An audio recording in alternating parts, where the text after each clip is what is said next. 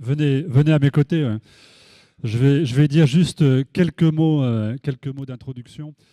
D'abord pour remercier notre invité, Mohamed Aïssaoui, qui a accepté l'invitation de la Direction générale des Outre-mer pour participer à cette palabre. On a l'habitude d'organiser une fois par mois ici, rue Oudinot, des palabres. Ça permet, vous savez qu'on palabre beaucoup dans les Outre-mer. Je pense que la palabre est un art important. On dit souvent dans les Outre-mer que la forme précède le fond et il est important de pouvoir d'abord écouter, parler, avant de parvenir à la décision la plus juste et la plus éclairée, ce qui n'est jamais évident. Donc en effet, une fois par mois, on palabre et je vous remercie d'avoir accepté pour le mois de décembre d'être notre invité. Vous avez écrit en 2010 un ouvrage sur l'affaire de l'esclave Fursi, qui a été un ouvrage récompensé, notamment par le prix Renaudot de l'essai, par le prix RFO du livre. Vous avez plus récemment écrit d'autres ouvrages, notamment un dictionnaire amoureux sur Albert Camus. Et puis vous avez contribué, sujet d'actualité s'il en est, sur un ouvrage collectif consacré à Samuel Paty. Et on voit bien en ce moment, tant notre pays est traversé et déchiré sur les questions de laïcité, à quel point rendre hommage à Samuel Paty était un élément important. Je dois rendre hommage à Frédéric Joram, qui avait suggéré que l'on puisse... Frédéric Joram est le conseiller outre-mer de la Première ministre. C'est un ancien de la maison, hein, c'est pour ça qu'on l'accepte bien volontiers. Il revient nous voir de temps en temps. C'est lui qui avait suggéré il y a quelques mois, ayant entendu, je crois, un podcast ou une émission radio, de tenir cette palabre sur l'affaire de l'esclave Fursi et puis de pouvoir vous inviter. Je ne vais pas être trop long. Cette intervention en plus s'inscrit dans un calendrier qui pour l'île de la Réunion est un calendrier important. Sur l'île de la Réunion, on fête l'abolition, on commémore pour être plus précis, l'abolition de l'esclavage le 20 décembre, l'abolition de l'esclavage sur l'île de la Réunion datant du 20 décembre 1848. Et puis on est dans un schéma mémoriel important. Avec Frédéric, nous étions ce matin, nous participions à un comité de pilotage consacré à un futur mémorial des victimes de l'esclavage, mémorial qui se situera normalement en 2025 si on arrive à tenir le calendrier dans les jardins du Trocadéro. Et d'ailleurs, on a rapidement évoqué à l'occasion de ce comité de pilotage le fait, on a eu un petit débat sur la notion de victime de l'esclavage et je crois que votre propos va montrer que en fait, il y a eu des hommes et des femmes qui ont résisté à l'esclavage. Et il n'y avait pas que des victimes de l'esclavage. Et Fursi a montré à quel point des hommes et des femmes se sont élevés contre ce crime contre l'humanité que fut l'esclavage durant des dizaines et des dizaines d'années dans notre pays. Donc, à nouveau, un grand merci de nous honorer de votre présence aujourd'hui. Et sans plus tarder, je vais vous céder la parole. Merci à nouveau. Merci, Monsieur le Préfet. Un immense merci à tous parce que je sais qu'il y a eu beaucoup de bonne volonté autour de cette organisation de la palabre, le traditionnel l'arbre à palabre où on discute pour faire avancer les choses. Quand on me l'a proposé, j'ai tout de suite dit oui parce qu'il m'a semblé que transmettre l'affaire de l'esclave Fursi, en parler le plus possible, fait partie de mon travail d'auteur en plus du livre. L'ouvrage a été publié en 2010, comme vous l'avez souligné. J'avais commencé en 2005 et je continue encore aujourd'hui d'aller dans les écoles, notamment les établissements. La raison aussi pour laquelle j'ai voulu participer à l'ouvrage collectif mon prof, c'est Héros, parce que parmi ceux qui transmettent, il y a les enseignants. Après, comme c'est une conférence qui normalement dure 1 heure, j'ai trouvé que c'était un peu long. Donc, alors, je peux tenir 1 heure, il n'y a pas de problème, mais je ne veux pas non plus vous encombrer de mots, de trop de discours, etc. Et aussi, on m'avait demandé de penser à un angle. L'angle de cette conférence que j'ai choisi, c'est l'affaire de l'esclave Furcy, la mémoire des archives. Pourquoi j'ai choisi cet angle-là? C'est parce qu'en fait, tout a été possible grâce aux traces, notamment et surtout aux traces écrites que j'ai pu retrouver. Or, l'histoire de l'esclavage reste encore une histoire sans archives ou presque. Donc, malgré le peu d'archives que j'ai pu trouver, il reste encore beaucoup de zones d'ombre. On ne sait pas ce que nombre d'esclaves sont devenus, etc. Donc, je vais essayer de faire cette conférence en 3 parties. D'abord, je voudrais, pour ceux qui ne la connaissent pas, résumer cette histoire qui est quand même une histoire hors norme, extraordinaire dans tous les sens du terme, aussi bien sur le plan humain que sur le plan juridique, que sur le plan de l'histoire. C'est vraiment assez incroyable de pouvoir regarder l'histoire à hauteur d'homme. Et ce que vous avez souligné tout à l'heure, Monsieur le Préfet, c'est que ce que je retiens le plus, c'est l'extrême complexité d'une situation. Furcy a été aidé par un procureur général du roi, notamment, qui est blanc, c'est pas simplement les blancs d'un côté et les noirs de l'autre.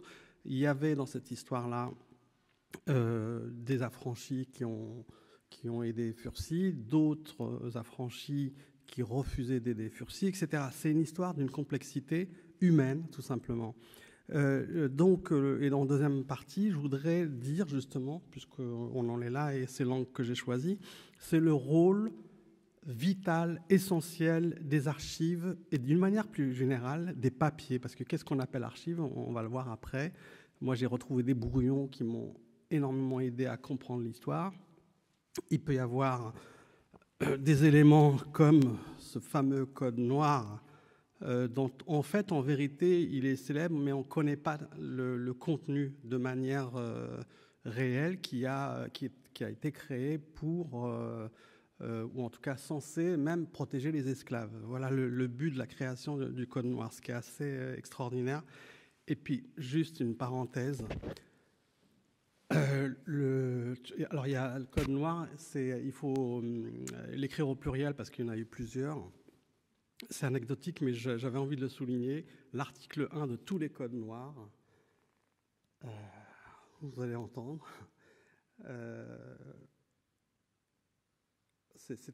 celui-là, c'était en avril 1615. Ce faisant, je résume, pardon, enjoignons à tous nos officiers de chasser de nos dites îles tous les Juifs qui ont établi leur résidence. Le Code noir, article 1, concerne les Juifs.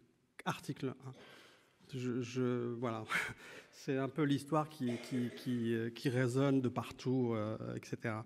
Et puis, j'ai choisi cet angle-là parce que c'est grâce aux archives que j'ai pu raconter de manière romanesque l'histoire de l'affaire de l'esclave Furcy.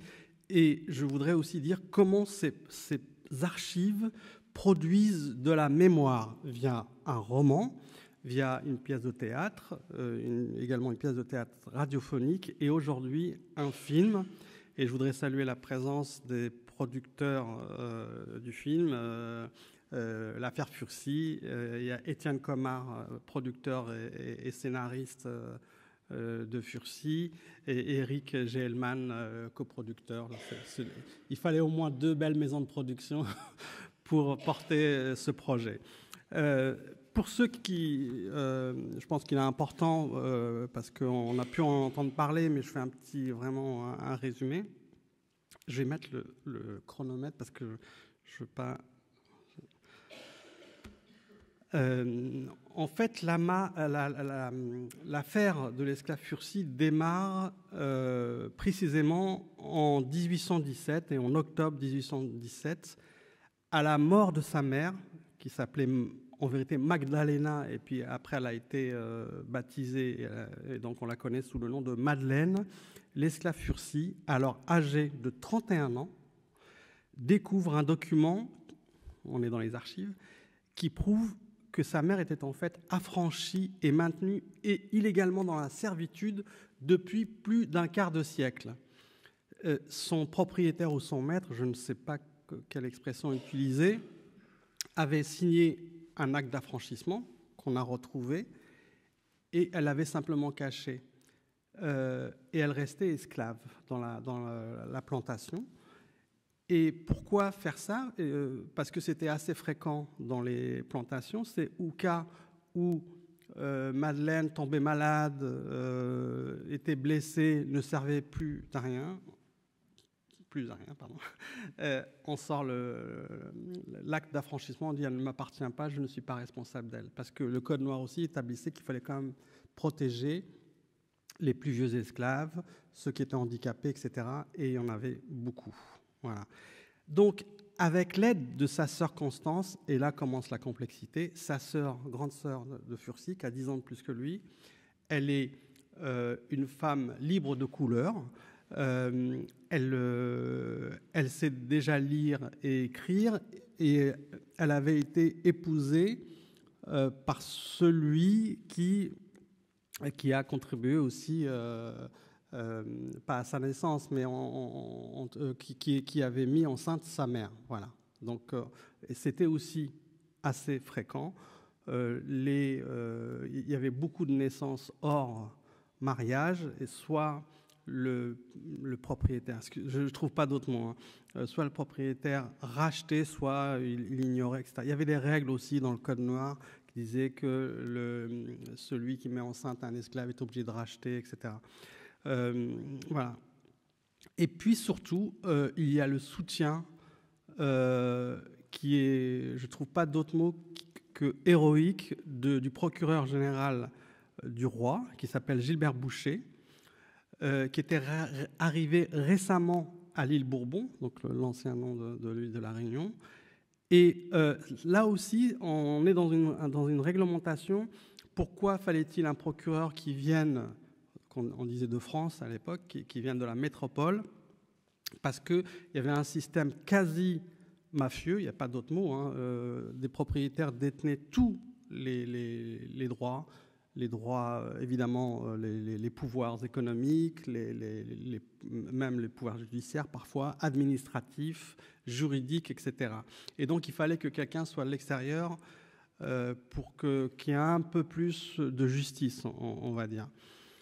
Et donc, fait terrible pour le système colonial, Fursi, au lieu de fuir, comme il aurait pu avoir le droit, au lieu, comme il y a eu aussi beaucoup de révoltes, d'aller de manière armée contre son maître, il décide d'aller au tribunal d'instance de Saint-Denis de la Réunion. Et là, la machine esclavagiste se met en marche, car si Fursi gagnait son procès, c'était 16 000 autres esclaves qui risquaient aussi de réclamer leur liberté. Le plus puissant propriétaire de l'île de la Réunion, le nom exact c'est Panon des Bassins de Richemont. Il y a une rue des Bassins à Saint-Denis de la Réunion. C'est l'homme le plus puissant de l'île. Et il y a Joseph Laurie, qui est un peu celui qui travaille pour des Bassins. Quand il voit que Fursi décide d'aller en justice, encore une fois, la règle, la loi, le code noir établissait que l'esclave est un meuble, un bien meuble, donc il n'avait pas le droit d'ester en justice, il n'avait pas le droit d'aller au tribunal. Et là, grâce à Gilbert Boucher et au soutien de Fursi, en fait, on considère que Fursi, je rentre un peu dans les détails, mais c'est important quand même, on considère que Fursi n'est pas esclave puisqu'il aurait dû être libre, donc s'il est libre, il peut aller en justice. Voilà. Donc, sinon, les esclaves n'avaient pas le droit d'aller en justice, à moins de demander l'autorisation à leur maître, ce qui est un peu aberrant. Et ce qui est intéressant dans l'affaire de l'esclave Fursi, c'est que même si Fursi perd évidemment son procès en première instance et même en appel à 1 an d'écart. Et les 2 procès se déroulaient à Saint-Denis-de-la-Réunion. Et on voit dans les archives que le président du tribunal est un ami de Desbassins. Ils se réunissaient tous les vendredis, etc. Donc on considère que l'esclave Furcy est un marron, puisqu'il a voulu être libre, donc il est considéré, il fallait bien le mettre dans une case. Et là, il est renvoyé en prison à Saint-Denis, prison que j'ai pu visiter, parce qu'elle est en centre-ville. Mais là, l'affaire Furcy fait grand bruit. C'est ça qui nous a intéressés dans la production de romanesque et de fiction. Et il y a des milliers de Noirs qui se rendent près de la prison de Furcy. Il y a des avocats qui le soutiennent. Donc n'oublions pas aussi que tout n'était pas, encore une fois, manichéen. Il y avait des abolitionnistes déjà, des esclavagistes. Il y avait même des esclaves qui luttaient contre l'abolition, parce qu'ils se disaient si on est libre, on va où, on n'a rien, etc. Donc c'est vraiment l'extrême complexité d'une situation.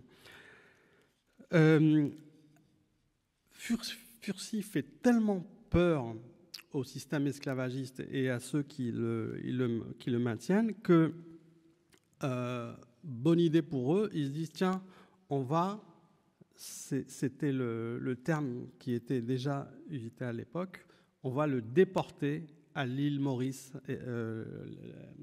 À l'époque, on l'appelait l'île de France. Et là, fait assez extraordinaire, c'est que en 1829, donc il était déjà dans les travaux forcés pendant près de 10 ans, les autorités mauriciennes, donc île Maurice qui était détenue par les Anglais, se rendent compte que Furcy n'a pas été signalé à son arrivée. Pourquoi ? Parce qu'on doit signaler toute marchandise. Donc, l'esclave étant considéré comme un meuble, donc il aurait fallu déclarer la marchandise Furcy, entre guillemets. Et pour ça, les autorités mauriciennes qui étaient beaucoup plus, on va dire, plus ouvertes qu'à l'île Bourbon, ils disent, bon, voilà, il y a une erreur, donc il faut rendre la marchandise. Et Furcy se retrouve dans une situation statutaire assez bizarre. Il est libre de ses gestes, mais il n'est pas déclaré libre, il n'est pas affranchi, il n'existe pas de statut. Voilà. Et si j'ai pu raconter cette histoire, quand même, je dis l'important parce que je le dis assez vite, première instance, appel, grâce à Gilbert Boucher et à beaucoup d'autres que je ne citerai pas, mais qui sont vraiment dans les livres que je peux retrouver, Furcy va pouvoir se pourvoir en cassation. Et le procès en cassation se déroule à la Cour royale de Paris, et là ça change tout. Donc Furcy s'est déplacé à Paris, et il est déclaré en 1843, en mois de décembre, donc c'est aussi un anniversaire assez extraordinaire, plus d'un quart de siècle de procès. Il est non seulement déclaré comme étant libre, mais il est surtout déclaré comme étant né libre. Et c'est fantastique parce que Furcy était là, ceux qui l'ont aidé, il y a eu plusieurs avocats. C'était un procès, presque le procès de l'esclavage, en fait, parce qu'on était à 5 années de l'abolition de l'esclavage. Il y a eu les abolitionnistes, la Société des Amis des Noirs. Il y a eu beaucoup de volontés qui ont poussé à l'abolition de l'esclavage et surtout au fait que Furcy gagne son procès.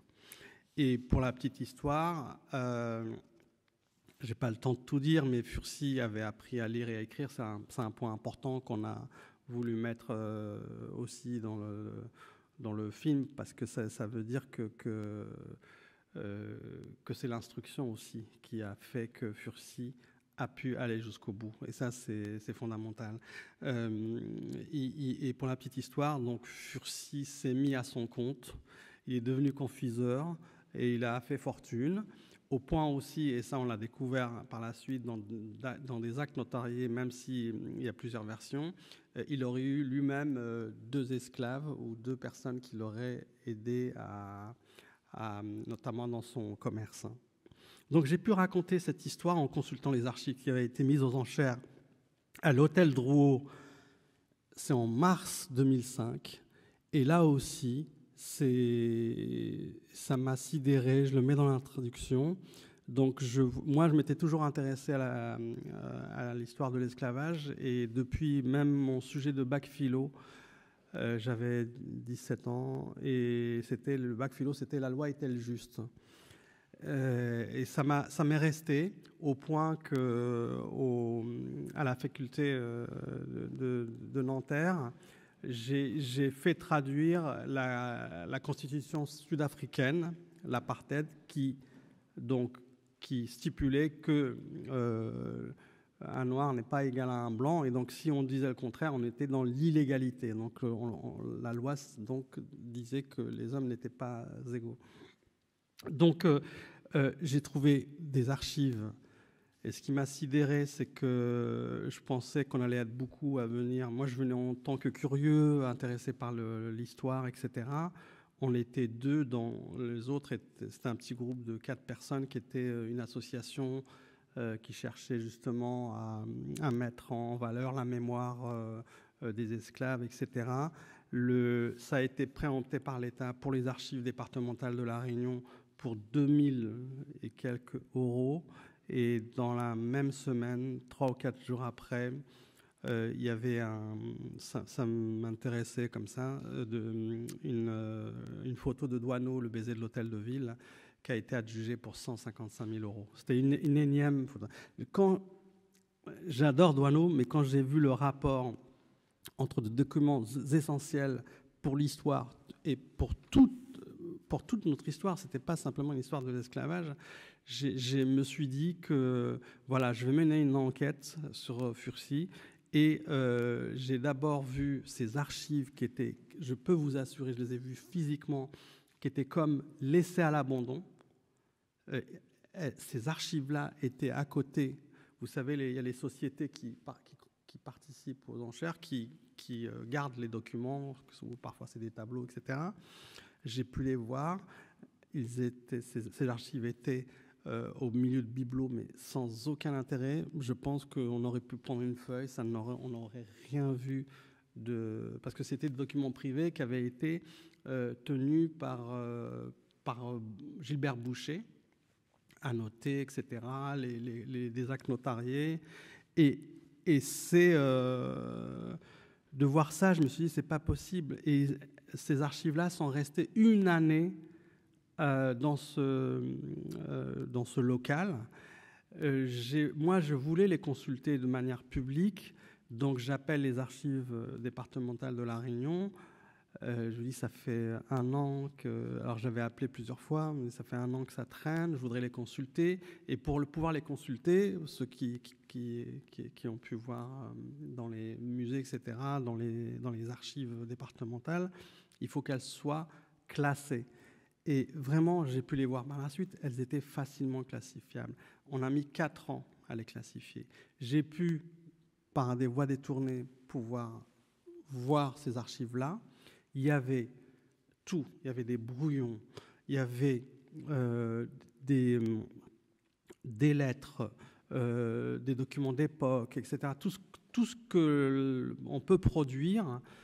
Simplement, j'ai vu une incroyable inégalité, c'est-à-dire que sur des bassins de Richemont, la famille puissante, et même sur Lori, j'ai retrouvé tout de suite, en une quinzaine de jours, la famille, la généalogie, etc.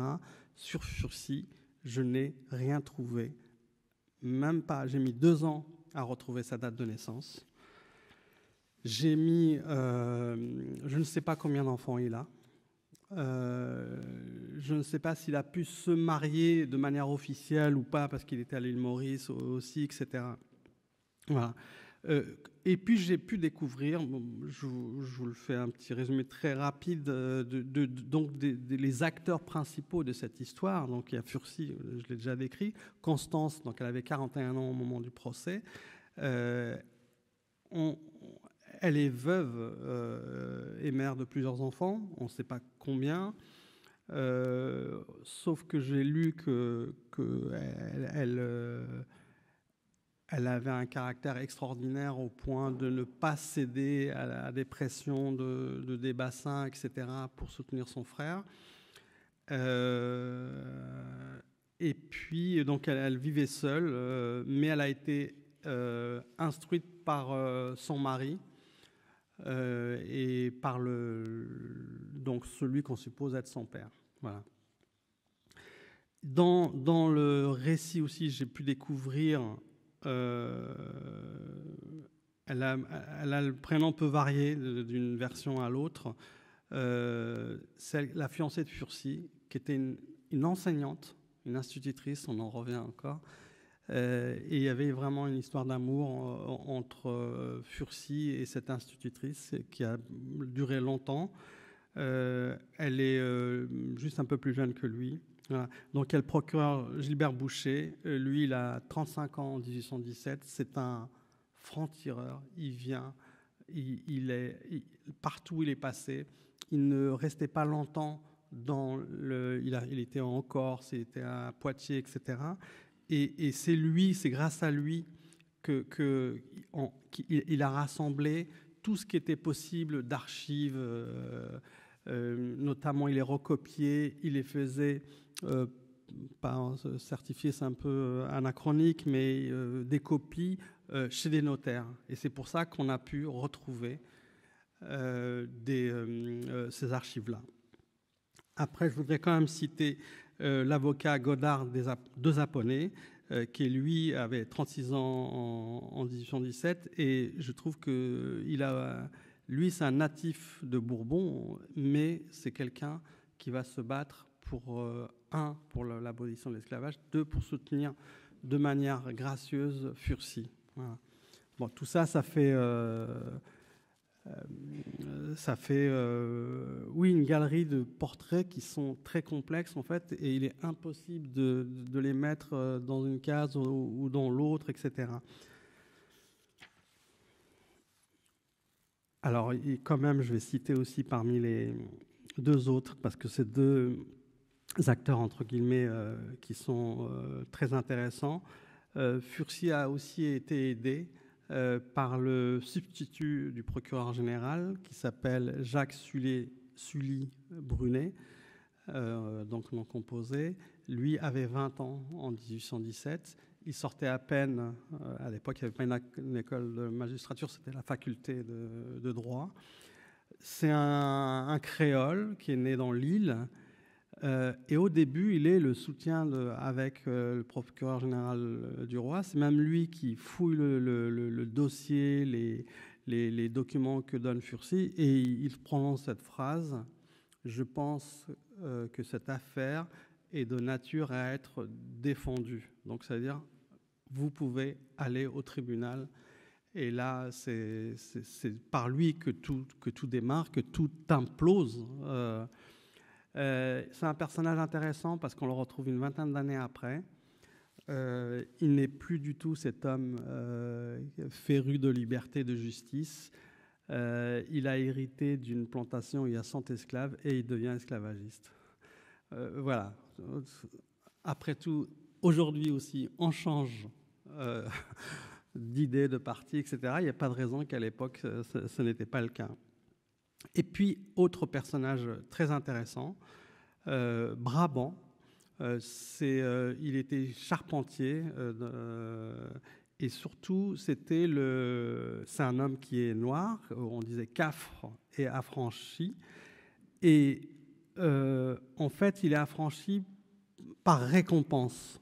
Il devient un peu l'homme de main des bassins, et c'est lui d'ailleurs, et même c'est lui qui participe à retrouver des esclaves en fuite, et c'est lui qui va souvent aller au front en premier face à Furcy. Et c'est une opposition qui, encore une fois, on retrouve là une complexité assez extraordinaire. C'est deux hommes de couleur, un qui est libre affranchi, l'autre qui veut être libre par la loi, et les deux sont dans une opposition presque idéologique, c'est-à-dire que Brabant estime que Furcy n'a pas le droit d'aller au tribunal, pour qui il se prend, la liberté, ça s'acquiert par le travail, par la récompense que les maîtres doivent aux esclaves. Et on a trouvé en tout cas que ce personnage-là est vraiment très intéressant sur le plan humain, parce que c'est pas moi ce que j'ai appris, en tout cas en histoire, une histoire que j'ai pu découvrir de manière monochrome en fait. Et c'est pour ça que l'affaire de l'esclave Furcy m'a beaucoup intéressé, c'est parce que il y avait tout était chamboulé dans mon esprit. C'est-à-dire, il y avait plus de les méchants d'un côté, les gentils de l'autre. Il y avait des gens comme Sully Brunet qui pouvaient un jour être héroïques et puis après penser tout le contraire pour des raisons économiques, etc. Donc sur cette importance des archives, cette mémoire des archives, aujourd'hui le dossier est aux archives de La Réunion. Il y a eu plus de 100 lettres pour parler physiquement. C'est aussi la plus longue procédure et la seule qui est allée jusqu'à la Cour de cassation. J'ai retrouvé plus de 200 récits d'esclaves qui ont voulu aller en justice et qui n'ont même pas pu mettre les pieds au tribunal. Voilà. Mais ils n'avaient pas le droit. Bien sûr, on peut être sidéré. Ils n'avaient simplement pas le droit. Mais certains ont tenté. Et il faut savoir que normalement, le Code noir censé protéger les esclaves, si par exemple il y avait un esclave qui était, à force d'être maltraité, handicapé ou devenait par exemple, il y en avait quelques-uns quand même, perdait un pied ou quelque chose comme ça, même ça, c'était compliqué d'aller au tribunal parce que l'esclave amputé devait demander l'autorisation à 100 mètres d'aller au tribunal. Voilà, c'était ce système-là qui perdurait. Et c'est ce système-là qui a fait que Furcy, par son action en justice, a tout ébranlé. Qu'est-ce que je peux dire d'autre aussi sur... En fait, Furcy, avec cette action en justice, donc, il a, comment dire, il a détourné le combat qui était le plus classique, où l'esclavagistes savaient ce qu'il fallait faire. Si un esclave fuyait, il y a un métier qui existait, chasseur de chèvres sauvages et d'esclaves. On les envoyait, ils étaient récompensés, etc. S'il y a une révolte, on savait comment la mater. Il y en a eu une en 1811, elle a été matée dans le sang, et on l'a gardée en souvenir parce que c'était la première fois que des maîtres mouraient dans un combat entre des esclaves. Il y a ce qu'on appelle les marrons. À l'île de la Réunion, il y a une forêt qu'on appelait là la forêt des marrons, parce que c'était un endroit assez inaccessible en montagne, etc., où il y avait toute une communauté qui vivait, une communauté d'esclaves. C'est pour ça que ces archives sont importantes, parce qu'elles montrent enfin comment cette action en justice a pu aller jusqu'au bout. Moi, mon travail a consisté à découvrir ces archives, parce que en fait l'histoire fait que les 200 documents et plus d'une centaine de lettres que j'ai pu voir lors de la vente, en fait, ne racontait qu'à peu près un quart de l'histoire de Furcy. Par exemple, je ne savais pas, pendant 2 ans et demi, s'il avait gagné son procès ou pas.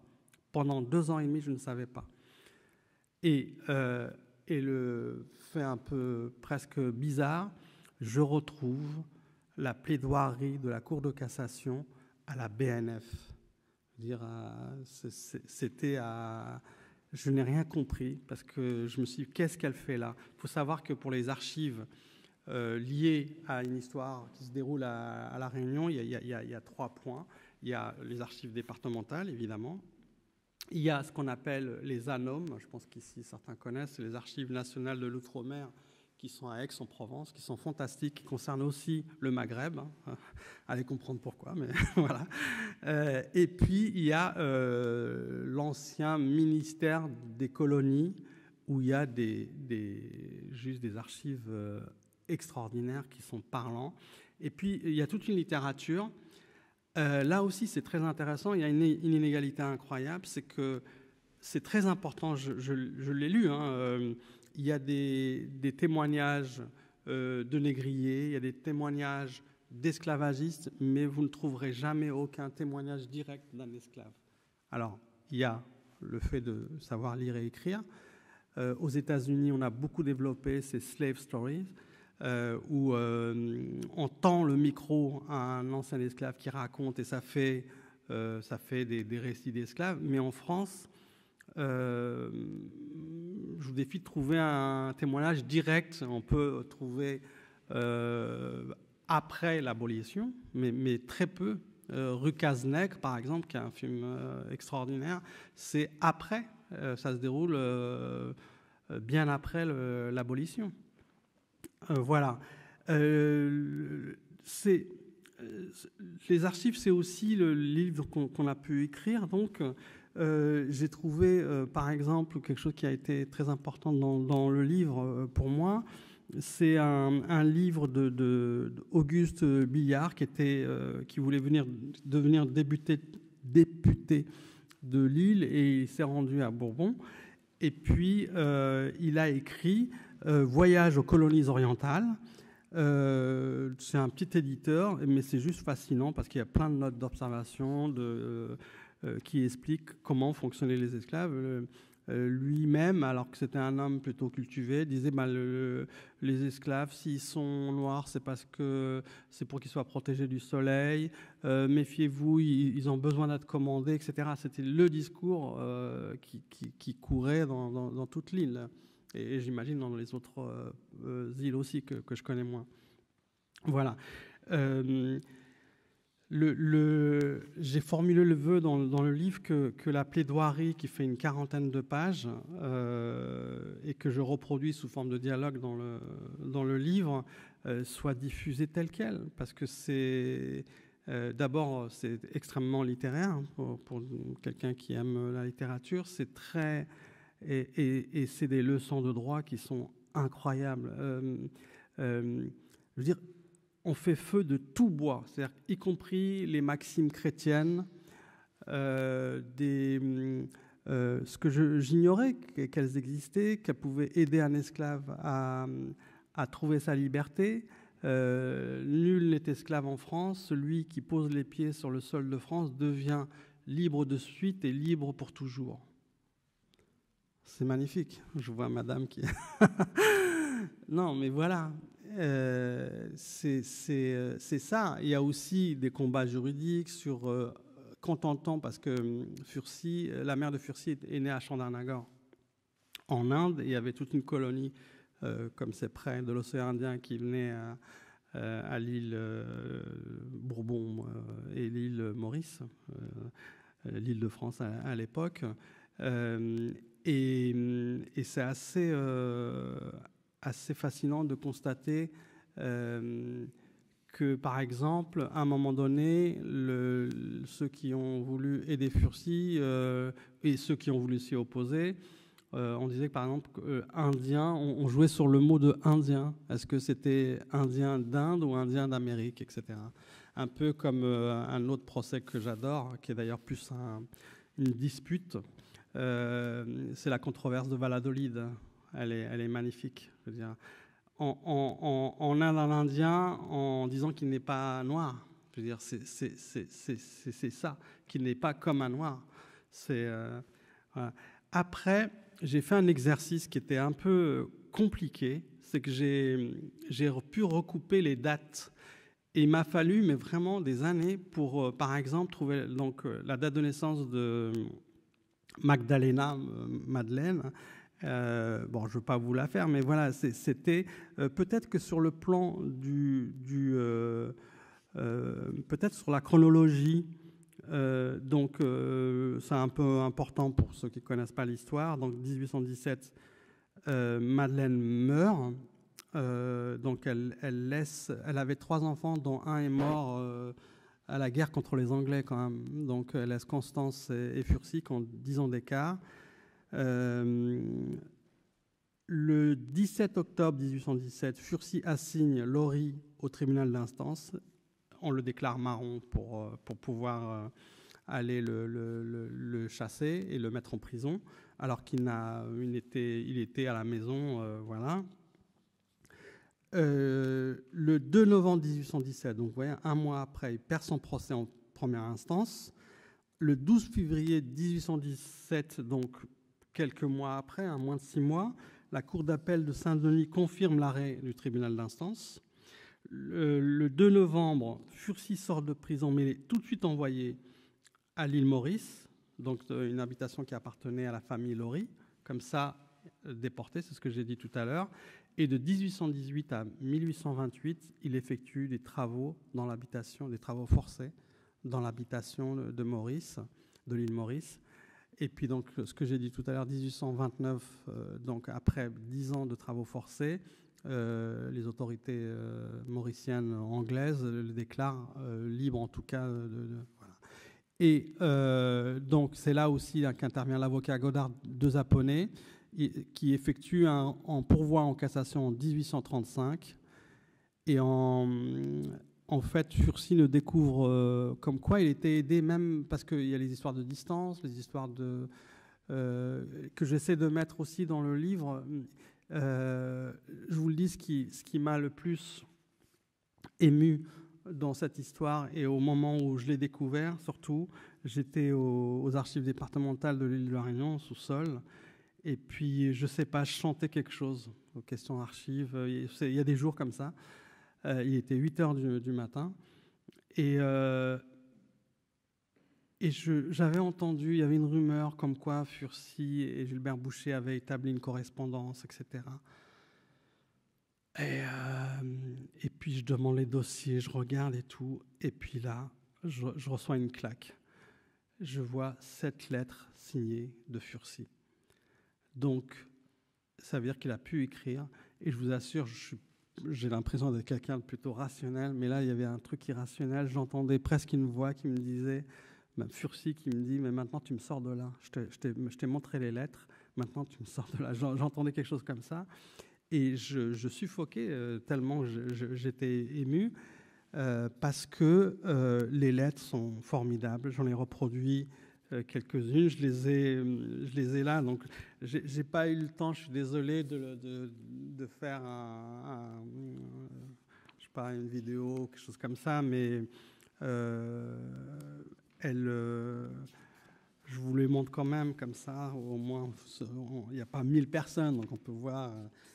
Ouais, je suis désolé, en tout cas, ce qui est incroyable, c'est que pendant 20 ans, Furcy, avec l'aide aussi notamment d'un abbé à l'île Maurice et d'autres, il avait une adresse. Donc, et par exemple, il a pu s'adresser à Gilbert Boucher, alors que Gilbert Boucher était en Île-de-Corse. Île-de-Corse, c'est ce qu'il a écrit. Et je vais peut-être lire juste un petit, parce que quand même... juste un moment, juste le début.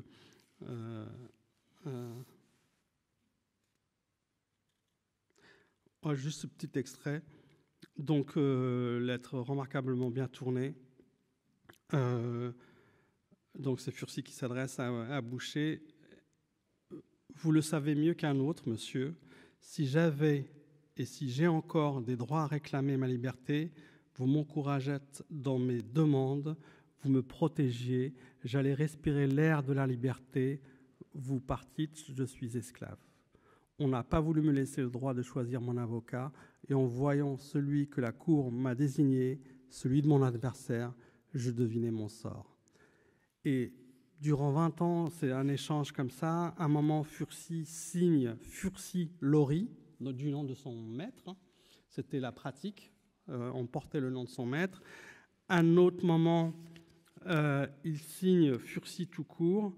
Et puis à un autre moment, il signe Furcy, l'expression exacte, retenu comme esclave par la cupidité d'un homme. Voilà. Et ces 7 lettres, voilà, sont magnifiques. Mais je dois dire aussi qu'en tant qu'auteur, j'ai trouvé aussi dans la lettre de Desbassins, qui se plaint de Furcy et de ceux qui le soutiennent, qui dit même qu'il faut couper la main de ceux qui soutiennent Furcy, une lettre qu'il adresse au ministère des Colonies, une lettre de 40 pages. En fait, c'est une lettre, ce sont des lettres magnifiques aussi parce qu'elles donnaient la couleur de l'époque. Desbassins n'a qu'une trouille, c'est que le système colonial explose. Et ces lettres-là sont aussi importantes pour moi que bien sûr, les lettres du Furcy avaient une émotion totalement différente, mais je trouve que ces archives-là parlent. Voilà. Je regarde le temps. Encore 5 minutes, non? Je ne sais pas qui veut... 5 minutes, c'est bon? Non, parce que là, je pourrais raconter tout. Par exemple, les archives. Si je mettais dans le roman « C'était un matin ensoleillé du mois de février 1818 », c'est parce que dans les archives, je retrouvais les relevés météorologiques aussi. Ce n'était pas juste par style ou quoi que ce soit. Je dois dire que la fréquentation des archives, j'ai pu le faire pour d'autres livres, notamment un livre qui s'appelle « L'étoile jaune et le croissant », qui montre comment des Juifs ont été sauvés de la déportation par des musulmans. En fait, c'est d'abord, par cette petite expérience, je vois que, parce que j'ai pu faire aussi des recherches, par exemple en Algérie, dans d'autres pays, etc., je pense que plus un pays est démocratique, plus il a d'archives. On n'a pas peur de son passé, ou on assume son passé. D'ailleurs, dans les dictatures, on supprime les archives, on refait l'histoire. Donc, quand je suis allé en Algérie pour chercher justement comment, parce que j'avais des éléments qui me permettaient d'essayer de retrouver des faits, etc. Dès que j'ai donné l'objet de ma recherche à la Bibliothèque nationale d'Alger, on m'a dit non, il n'y a rien, c'est pas la peine.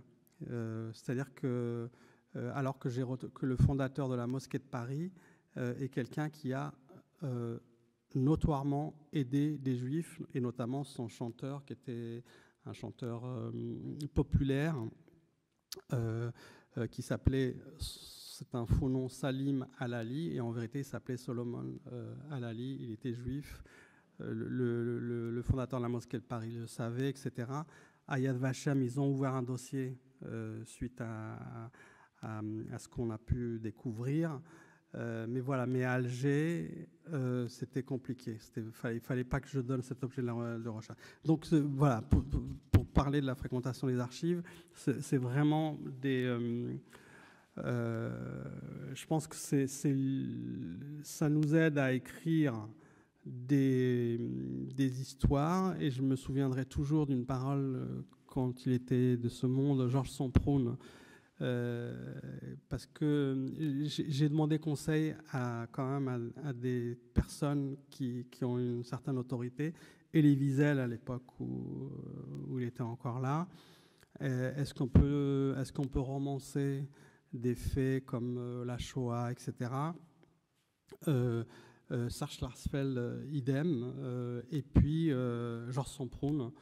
Mais il m'a dit, parce que Georges Somproun a mis plus de 20 ans avant de pouvoir écrire sur sa déportation à Buchenwald. Et il m'a dit, sans la fiction, le souvenir périt. Et je pense que ce qu'on essaie de faire là, ce qu'on a, donc à travers ce que j'ai pu faire, à travers le livre où je glisse quelques archives, et une archive par exemple, c'est une petite annonce de l'époque. Quand je vais au lycée, pour essayer dans les lycées, pour essayer d'expliquer aux jeunes qu'est-ce que ça veut dire que la loi stipule qu'un homme, s'il est esclave noir, est un meuble, je dis ben voilà, regardez la petite annonce à vendre, donc graines potagères, à vendre au comptant et à terme, billets au gré aux vendeurs, des lits, des tables, des rondes, des consoles, etc. À vendre, une jeune négresse créole, bon sujet, sachant laver, repasser et coudre. Et puis, facilité de paiement. Je dis, c'est le bon coin de l'époque. Donc, voilà ce que ça veut dire être considéré comme un meuble. Non, mais c'est pas possible. Je dis, ben si, c'est ça. C'est la petite annonce de l'époque dans le journal en 1831. Voilà. Ça c'est des archives. Aussi. Comment terminer donc c'est pour dire que le projet de livre, grâce à la rencontre avec Étienne Comard et maintenant Eric Gelman, aboutit aussi à un film. Donc c'est de la fiction, et c'est grâce à ces archives-là qu'on a pu monter tout un récit, etc., tout en étant c'est pas forcément la réalité, parce que déjà, ne serait-ce que les personnages, etc., c'est juste qu'on a essayé d'être au plus près de la vérité historique de ce qui s'est passé. Et tout ça, c'est grâce aux archives. Et puis, je pense qu'encore une fois, pour conclure peut-être, que les archives, ce sont des papiers, mais c'est aussi, et j'ai pu le voir aussi quand j'ai sur l'étoile jaune et le croissant, des Juifs qui écrivaient des lettres pour essayer de sauver leur peau, etc. C'est vraiment, et j'ai vu dans l'affaire de l'esclave Furcy, c'est vraiment de la chair, c'est du sang, c'est des larmes, c'est des choses qui nous racontent ce qui s'est passé il y a près de 2 siècles pour ça.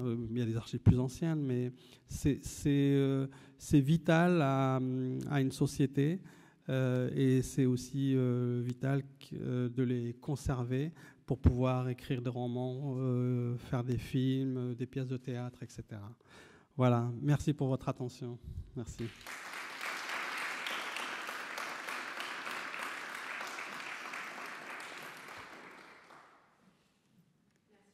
Merci à vous. Merci beaucoup, c'était passionnant. Je suis sûre qu'on a beaucoup de questions.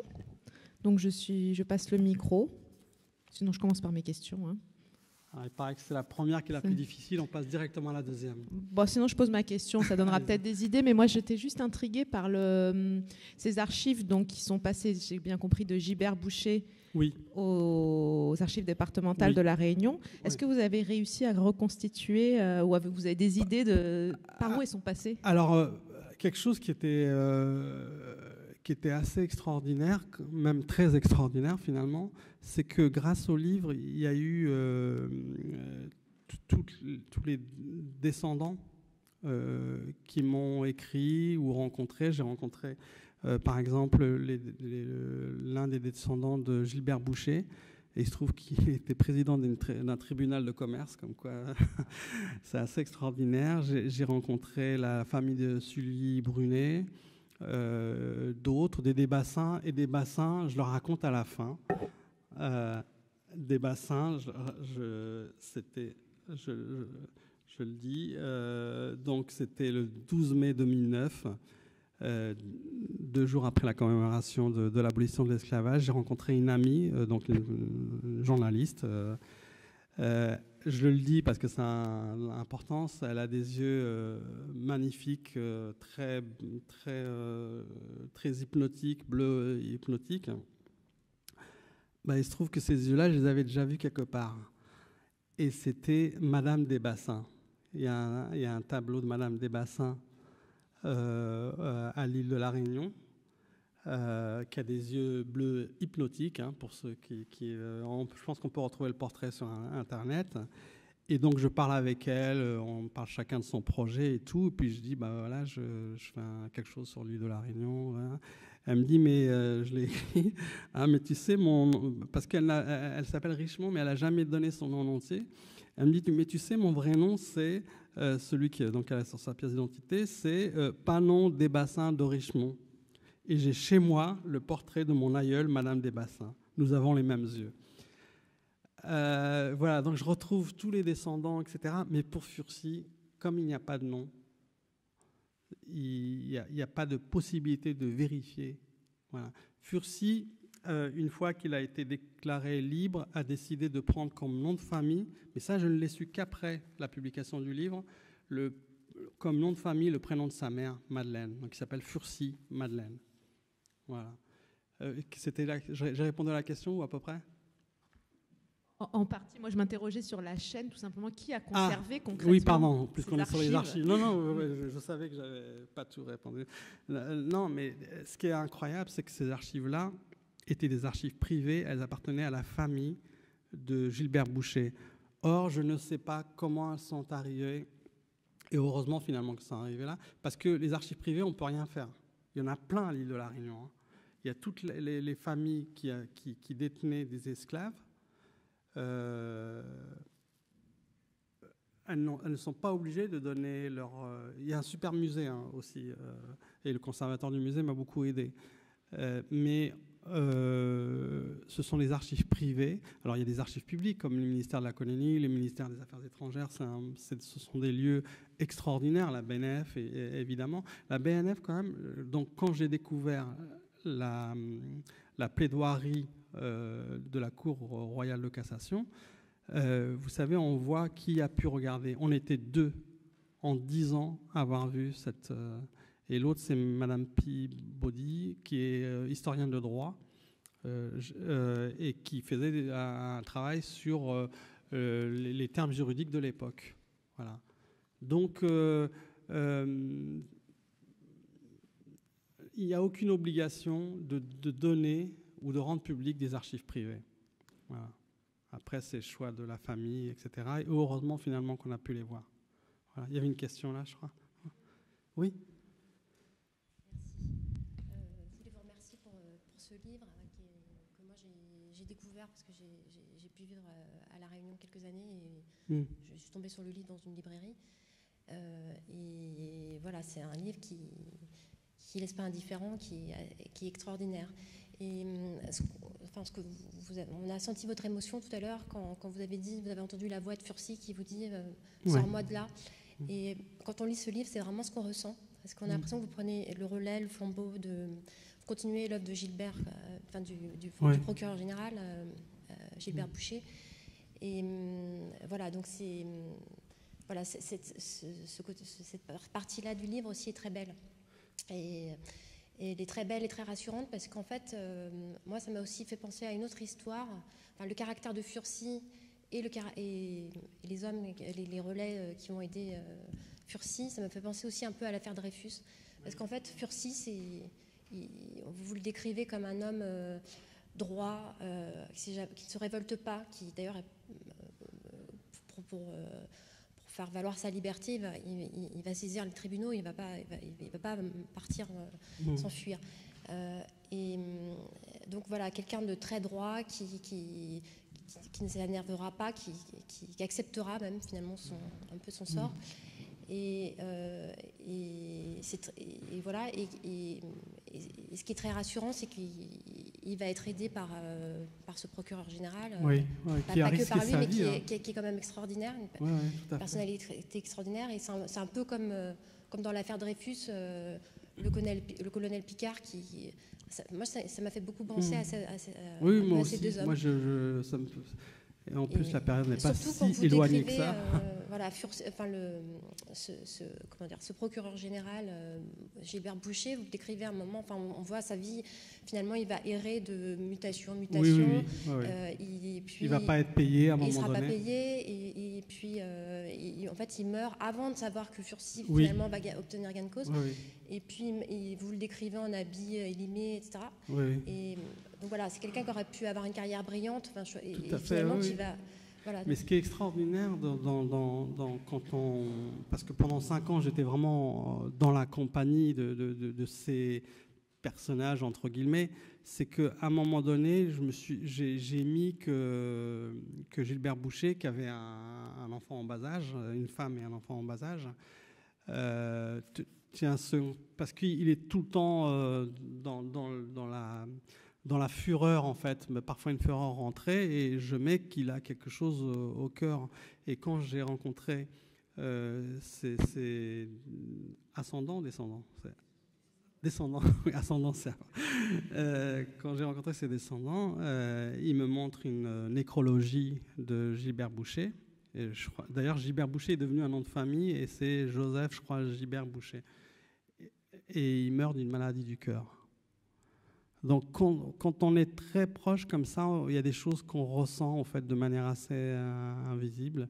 Et juste pour vous répondre sur le fait pourquoi j'ai voulu dans le livre un peu, il y a l'intrusion de l'auteur en fait, c'est parce qu'il m'a semblé que ça avait un sens de dire que pour trouver, je pouvais pas juste mettre la date de naissance de Furcy et puis voilà, mais de dire que quelqu'un qui recherche quelque chose sur un esclave met 2 ans et demi à retrouver sa date de naissance.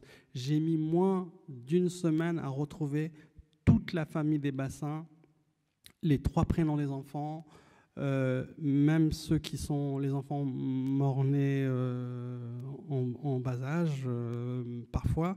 Donc j'avais tout. Mais côté Furcy, je n'avais strictement rien. Donc,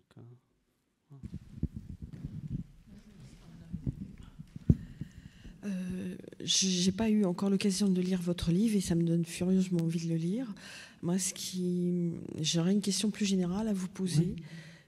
Qu'est-ce qui vous a amené dans cette formidable aventure pour écrire ce livre?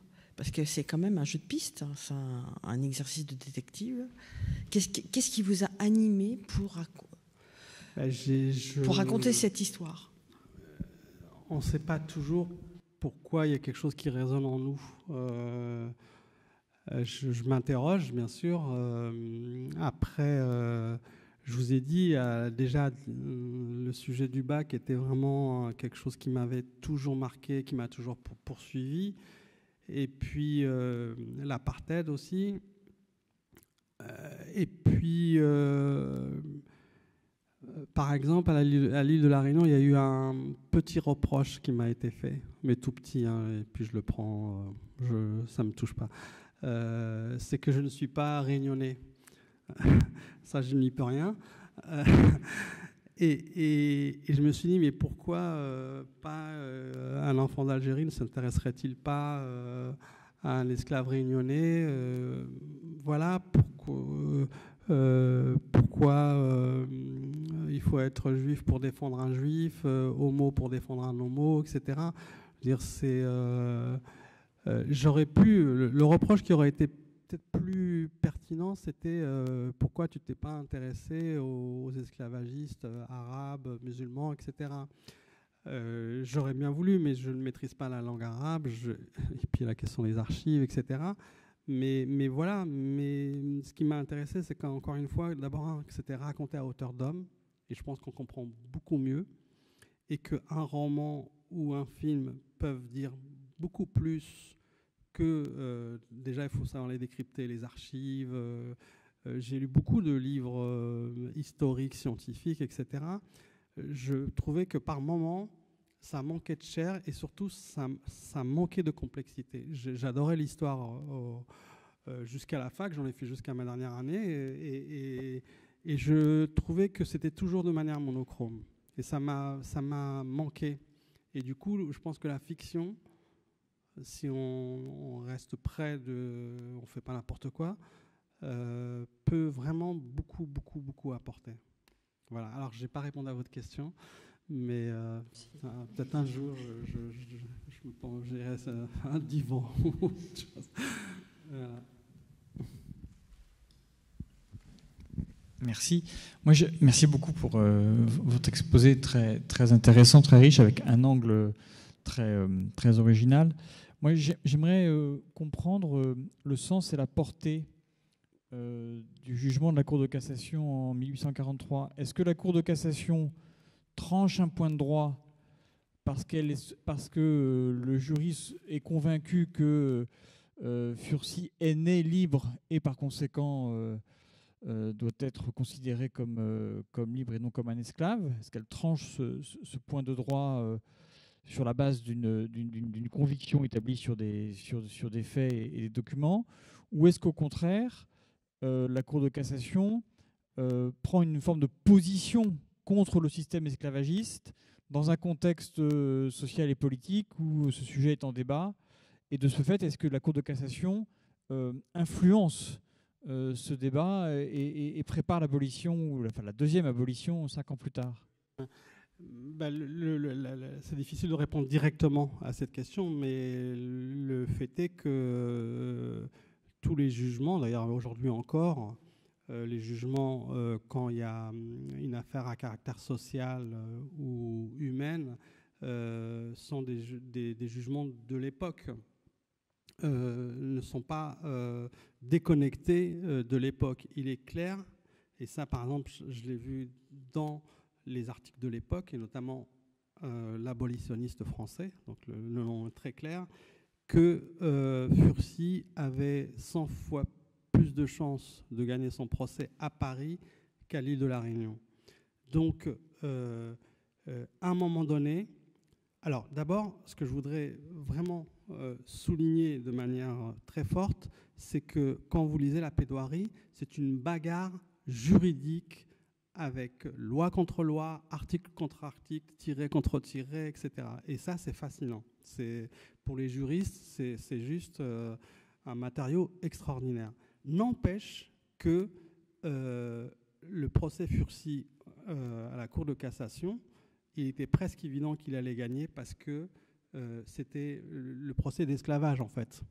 Et les abolitionnistes arrivaient en force, commençaient à dominer. Juste, je pourrais vous le laisser si vous voulez, il y a le plaidoyer donc, pour Furcy.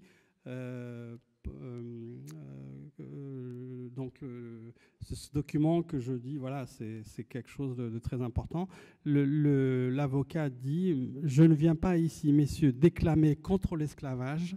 L'esclavage existe comme fait légal même, mais je puis du moins poser en principe que ce droit de propriété de l'homme sur l'homme, puisqu'il faut encore aujourd'hui l'appeler un droit, est un droit exceptionnel qui ne peut exister qu'à la condition d'être écrit dans une loi, que cette loi ne peut atteindre que les peuples qu'elle a positivement nommés, qu'elle doit être restreinte, jamais entendue.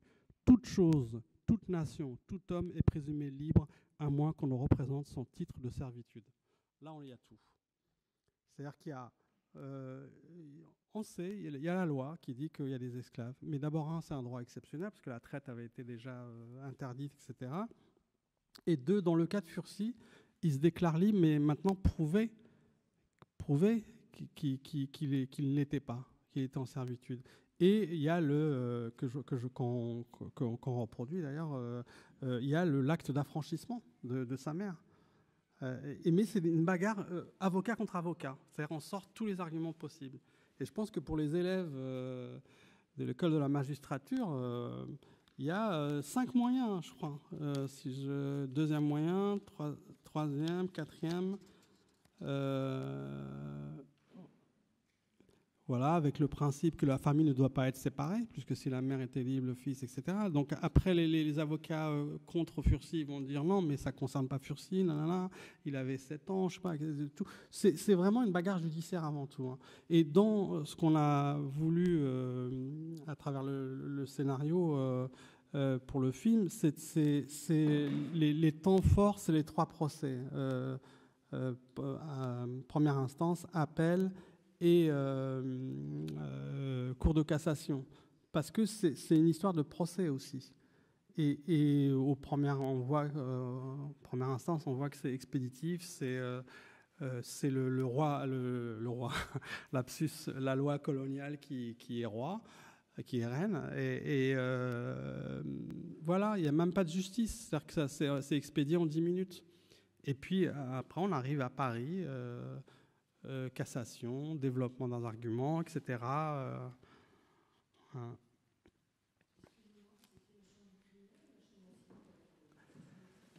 À la cour royale. Alors c'est la cour royale je sais, mais je crois qu'à l'époque il n'y avait pas de chambre.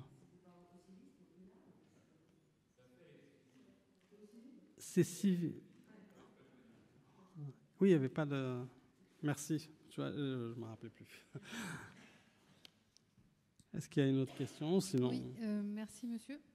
Ouais. Bon, vous en... Ouais, juste deux questions. Une pour vous sur est-ce qu'il y a d'autres cas à peu près similaires mais où le procès aurait été perdu, enfin, d'affaires judiciaires et qui du coup seraient tombés dans les limbes de l'histoire et ne seraient pas connus. Et juste deuxième question pour les réalisateurs du film, est-ce qu'il a déjà été tourné et quand est-ce qu'il va sortir? Petit teasing possible. Donc là c'est 2 producteurs et Étienne Comard a aussi une autre casquette qui est scénariste. Donc pour le coup, tu peux peut-être en dire plus parce qu'il y a aussi le réalisateur. Non. Janvier. En fait, on le prépare depuis 2 ans. C'est Abdel Malik qui va le réaliser. Et il a collaboré aussi avec nous à l'écriture. Et puis le film il va se tourner en région Île-de-France et à La Réunion. Moitié-moitié. Voilà. Donc vous le verrez. Après, il faut une bonne année et demie, je dirais, avant que le film soit visible. Mais en tout cas, le timing est bon, je dirais, parce que c'est une bonne. C'était le moment qu'un film autour d'une affaire judiciaire comme celle-là soit montré, soit exprimé, parce qu'elle a des contradictions, effectivement, dont Mohamed a parlé, sur comment mener à bien la justice autour de cette question. Là, peut-être qu'il faut souligner, parce que c'est toi qui as donné cette ligne-là, pourquoi tu souhaitais que ce soit presque un film de procès pour schématiser? Parce que c'est avant tout une histoire de procès. On connaît cette histoire à travers les procès. C'est ce que tu expliquais, il n'y aurait pas eu de procès. On n'aurait jamais connu le destin de Furcy. Et évidemment, son destin est lié à une affaire judiciaire. Donc ça nous semblait cohérent que ce soit le procès qui soit un peu l'architecture dramatique du scénario. Voilà. Et je sais qu'il y a eu d'autres affaires judiciaires de Noirs qui sont allés plaider en justice, d'esclaves. Mais qui ne sont pas allés en cassation. Qui ne sont pas allés en cassation. Mais il y a eu des affaires en cassation aussi, mais pour des affaires qui étaient moins... qui n'étaient pas forcément liées aussi emblématiques. De quelqu'un qui demandait sa liberté. Oui, et surtout, ce qui avait le plus, ce qui m'a impressionné dans mes recherches, c'est que j'ai trouvé au moins 200, plus de 200 cas où des esclaves auraient voulu aller en justice. Et donc ça s'arrête, c'est ce que j'ai raconté tout à l'heure. Et c'est assez incroyable parce qu'il y a des maltraitances, il y a des gens qui terminent handicapés, il y a des morts. Je veux dire, dans le début du livre, je cite quelques cas. Il y a un propriétaire qui découvre que sa femme allait avec l'esclave et que de ce qui était écrit, c'est que la femme était attirée. En tout cas, voilà, ils sont allés. On ne va pas rentrer dans les détails qui était attiré, qui ne l'était pas. En tout cas, le propriétaire découvre ça et qu'est-ce qu'il fait? Il fait brûler l'esclave. Donc voilà, et les Des-Bassins étaient réputés pour souvent des affaires qui n'allaient pas jusqu'au bout, mais on dit que leur nom résonnait déjà dans les tribunaux de l'île de la Réunion. Ils avaient tous les pouvoirs. Donc si Furcy était simplement resté à l'île de la Réunion en première instance, il n'y avait même pas de procès, c'était expéditif. Voilà. Donc il y a des cas, il y a eu un... Je crois que c'est... je ne sais plus, mais c'était un groupe d'esclaves qui avait fomenté une révolte et donc c'est plutôt eux qui étaient accusés plutôt que eux qui accusaient. Et là, c'est un procès qui allait... Voilà.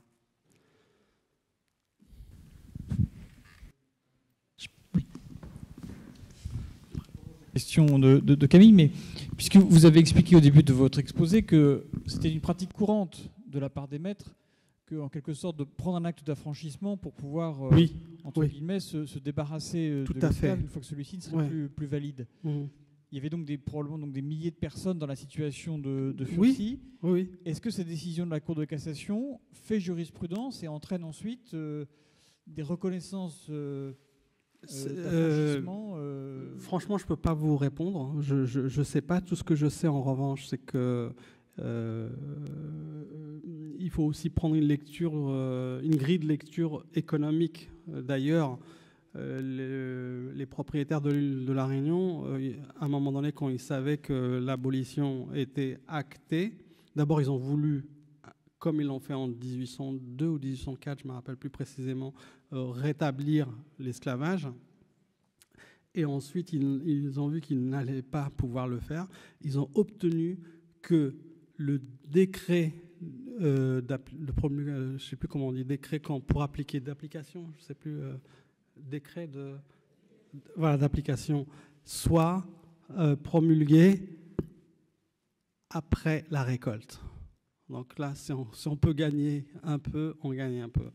C'est une grille de lecture économique qui explique beaucoup de choses. Et aussi, l'abolition, elle est liée aussi à l'industrialisation de l'économie. Donc, pour répondre, je sais qu'il y avait beaucoup est-ce que c'est des faux, des actes d'affranchissement qui étaient cachés. Et si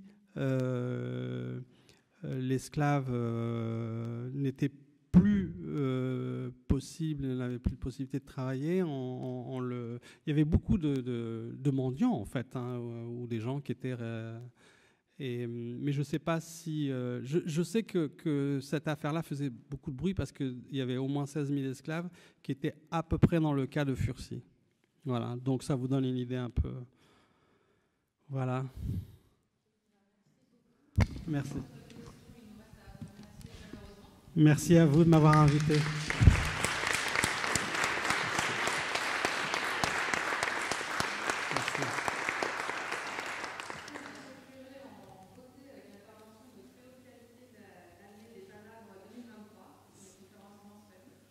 C'est gentil, merci.